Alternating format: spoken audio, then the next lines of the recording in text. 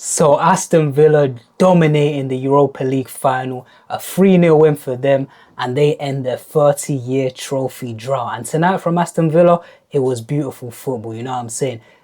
They showed their quality today. You saw with the first goal, you saw with the second goal, even the third goal, all three goals. Beautiful, beautiful play. And tonight, they just had too much quality for Freiburg, you know what I'm saying? They just had too much quality for them. And it's fully deserved from Aston Villa. Unai Emery, we all know this is his competition. He is the master, you know what I'm saying? 5 times, you know what I'm saying? 5 times. I'm pretty sure it's 3 with Sevilla, 1 with Villarreal, and now he's got Aston Villa a trophy. They've come close before to winning a trophy. You know, he's got them top 4. They've played Champions League football. They've had big nights, big wins against Bayern Munich, for example. But they needed a trophy. Aston Villa fans were desperate for a trophy, and Unai Emery as well was desperate for a trophy. And yeah, man, they fully deserved it on the basis of play, man. All 3 goals, quality goals. They started off very, very brightly. Morgan Rodgers, that man again, you know, Villa's main man, player of the season, started off very, very brightly. He got an early chance straight away, forced a parry from the goalkeeper, and then after that, you know, pressed Freiburg's keeper into making a mistake, and you could see that, you know, he was hungry. He was hungry for, you know, he was hungry for the game. Watkins was hungry for the game. You know, normally Aston Villa, to be fair, they do play a lot of, you know, short football. You know what I'm saying? Short football. They love to connect with. They love to connect with certain players. But in this final, to be fair, they did go a lot of long ball, and it was working. To be fair, you know, Watkins was holding the ball up, especially in that first half. In that first half, they played a lot of long ball. To be fair. And it was working, you know, they were getting in, they were getting certain opportunities. But ultimately, after you take half an hour, the game was fairly even, you know. Villa had their moments, but also Freiburg had their moments as well. Freiburg had their moments. Manzambi, he's a very good player. I'm thinking he's only like 20 years old, plays for Switzerland. I'm pretty sure he should be going to the World Cup because he was very, very good tonight, to be fair. He started off a bit shaky. You could see that maybe he was a bit nervous. Few misplaced passes at first, but he showed that, yo, he's got a bright future, you know what I'm saying? Being 20 years old in the European final for a club like Freiburg, he wasn't afraid to get on the ball, you know what I'm saying? He wasn't afraid to get on the ball, try and make things happen. I remember, you know, Freiburg, they had a chance with the free kick where, you know, Buendia was penalised for an elbow. Ball gets played into the box and it drops down to Herfler. And he just he keeps it low. You can see what he's trying to do. He keeps it low, keeps it down, but it just goes wide. You know what I'm saying? He just sort of miskicks it a little bit and it goes wide. And that was a warning sign for Villa because Freiburg, they're known for their set pieces. You know what I'm saying? Apparently they scored like 10 in their last 14 games before this, something crazy like that. So they were known for their set piece, and that first chance was definitely a warning sign. But like I said, Villa had their moments. You know, Watkins had his moments. There was a time where Watkins, you know, from the long ball once again, Watkins took it down, took on about 2 or 3 Freiburg players, and you think, yo, can he get the shot in? You know, he fake shot, he cut inside, fake shotted one, fake shotted another one, but then he just couldn't get the shot in. You know what I'm saying? He couldn't get that crucial shot in, and you're thinking, yo, you know, there's chances for Villa here, you know what I'm saying? There's chances for Villa. You know, Manzambi down the other end, he had a shot as well. He had a shot, forced a Martinez save, but the breakthrough finally came on 40 minutes.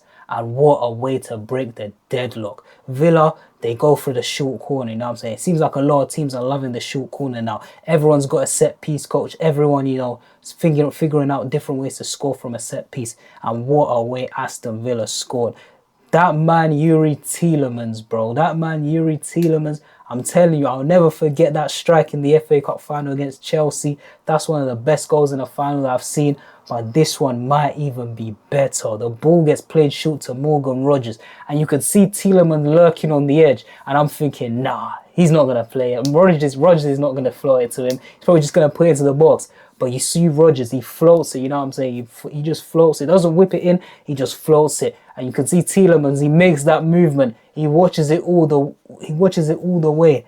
And the technique is absolutely perfect. An absolute rocket volley from Youri Tielemans. 1-0. You can see the celebration. You can see the passion from him. 1-0. What an absolute chicken zinger to send Villa on their way. You know what I'm saying? What a strike from Tielemans. What technique. He's got that about him. You know what I'm saying? He may not be the most athletic. He might not be the quickest player. There are times where he can get caught on the ball slightly. Out of possession, he can be a liability, but when it comes to technique, when it comes to passing, controlling the game, and striking of football, there's not many better midfielders in the Premier League than Youri Tielemans. And what a strike, bro. What a strike, man. Might even be better than his goal against Chelsea, because to do that, to watch the volley come all the way, the concentration, and to hit it hard into the ground like that, keeper no chance. Yeah, that's different type of quality, man. Different type of technique. So shout out to Youri Tielemans, man. But then, 2 minutes later, yo, man like Buendia, he said, yo, anything Tielemans can do, I can do better. You know what I'm saying? The ball comes in. Buendia finds himself in a bit of pocket of space. He takes it on his back foot with the right. And no wasted motion. He glances up. One look at the goal. And he wraps it with his left foot. Weak foot, you know. Buendia's a right-footed player. Wraps it with his weak foot into that top left corner. And the angle, that first angle that we saw it from live, it was beautiful. You could see the way the ball was started outside of the post and it just swerved back in. That first angle, oh my goodness. That first angle, the way I watched it and I saw it all the way. Beautiful, beautiful from Buendia, man. And at 2-0, getting that goal just before half-time, you felt like, yeah, this is Villa's time now, you know what I'm saying? Imagine being a Freiburg player in that moment where it's just like you've just conceded an absolute rocket to Youri Tielemans, you know, about 2 minutes ago. And then on the stroke of half-time, you can see the second in the European final straight away, you know what I'm saying? Straight away, and then the ref blows for, you know, half-time. Imagine being a Freiburg player going into that dressing room 2-0 down. Must have been deflating. And I feel like that's when, you know, Aston Villa had won the final. That's when I was like, all right, cool. I don't think Freiburg would have enough going forward to get 2, potentially 3, in order to make this comeback and upset Aston Villa. But hey, man, at the break, it was 2-0. Like I said, for the first 30 minutes, it was kind of even, you know. You know, normally, finals are normally cagey, you know what I'm saying? It's very rare you get a team coming out all guns blazing. You get the anomaly like PSG versus Inter Milan. But normally, you know, the final is kind of cagey. It's rare that you get an early goal.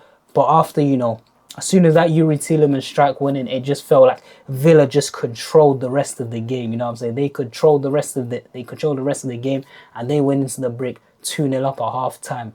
And from there, they started to be in cruise control. And then we get into the second half. I said in the first half, Villa were trying to play that long ball. They were trying to play the long ball. Maybe Emery saw something because the long ball, it was working. You know, they were picking up on the seconds. They were getting some opportunities. But in that second half, probably because they were 2-0 up, they had a bit of breathing room, a bit of a cushion. Villa started to relax. They started to play football. Some of the passes to play out of a press was beautiful in that second half. Pau Torres, you know, ball playing centre-back, Spanish, left-footed. You already know them, man, there. Ball playing centre-back. The way he was finding his midfielders. He was finding Tielemans, Buendia. The way they played out of a press was beautiful. 1-touch, 2-touch football. Some of the football was very, very nice from Aston Villa, you know what I'm saying? And they created chances. And they did get in. And they did get that third goal, you know what I'm saying? They did get that third goal. The ball goes into Lucas Digne. Lucas Digne, first time down the line, into Emi Buendia. Emi Buendia just sort of sizes up his man, goes on the outside, plays in a low cross, and Morgan Rodgers gets across his man and flicks in at the near post. 3-0 Aston Villa. And from there, you could see the Villa fans, you could feel it. That was game over. That was the tie done. Villa were pretty much stamped European champions, you know what I'm saying? Europa League champions, signed, sealed, delivered. You sort of knew, everybody knew, you know, those last 30 minutes were just a formality. And after that, Villa were in cruise control, you know what I'm saying? Everything was just going right for Aston Villa. There was little things in a final where you look at it and be like, yeah, when certain things are happening for a certain team, it's just their day. Like, I remember Emi Martinez, he flapped that one cross. The ball fell to a Freiburg player. He volleyed it, but then it just went straight back into Martinez's glove like that. You know what I'm saying? When things like that are happening, you know it's your day. There was one where the ball gets fired into Morgan Rodgers and he just flicks it on perfectly to Ollie Watkins. And I was looking at it like, yeah, when things like that are happening, it's definitely your day. The Villa still had chances as well, you know. You had the Onana one where Onana came on. It was nice to see Onana come on. He's a very, very good player in my opinion. You know, it's nice to see that he will be at the World Cup for Belgium, and he did come back for Aston Villa today, you know what I'm saying? He had a header outside of the post, you know. John McGinn had a chance where the ball came out to him from a corner. He tried to hit it to the near post, but the keeper just dived and caught it like that. You know, we saw guys like Sancho come on, Matson come on, Tyrone Mings got to come on. And yeah, once we saw those substitutions, we sort of knew it was like, yeah, Villa in cruise control. I also forgot to mention that beautiful, beautiful piece of play, which Emi Buendia should have had his second goal of the game. You know what I'm saying? Took it too casually, but the football leading up to that was beautiful. Once again, I'm pretty sure it starts with that man again, Pau Torres, playing out from the back. Villa, bang, bang. Tielemans involved, bang. The ball goes out wide. I'm pretty sure it's Matson. Matson into Tielemans. You think Tielemans is going to strike. But Buendia, he's made that third man run. Tielemans first time slots it in. Beautiful way of pass. And Buendia, he tries to be too clever. Just like just like that Mateus Fernandes for West Ham against David Raya. I just feel like Buendia tries to be a bit too casual, a bit too clever. You know, it's calm to try it when you're 3-0 up. But it's like, bro, just stick it into the far corner. A bit of lift on the ball. You stick it into the far corner and it's 4-0. He tries to give the keeper the eyes. Thinks the keeper's going to go down and he tries to chip it into that near post, but it hits the side netting. But luckily for Aston Villa, they're already 3-0 up. They're already, you know, 3 goals to the good, so it's calm. I'm pretty sure if he was in a situation where it was 0-0 or it was 1-0, he's not messing about like that, you know what I'm saying? I'm pretty sure Buendia wouldn't mess about like that, or I would hope so at least, you know what I'm saying? But anyway, there you go. The final whistle goes. Aston Villa break their trophy drought. First trophy in 30 years. And for a club like Villa, they've got a great stadium. I feel like their stadium is one of the best in the Prem. It's their fans, one of the most loyal supporters as well. Hey man, they deserve a trophy like this. The way they run their club, the signings that they've made, the structure, the way they have Emery at the helm. This is a proper football club, you know what I'm saying? They're a proper football club. You know, you can't take Aston Villa lightly. They've got quality managers, they've got quality players, they've got a quality style of play as well. So hey man, shout out to Aston Villa, man. They really, really deserve this, man.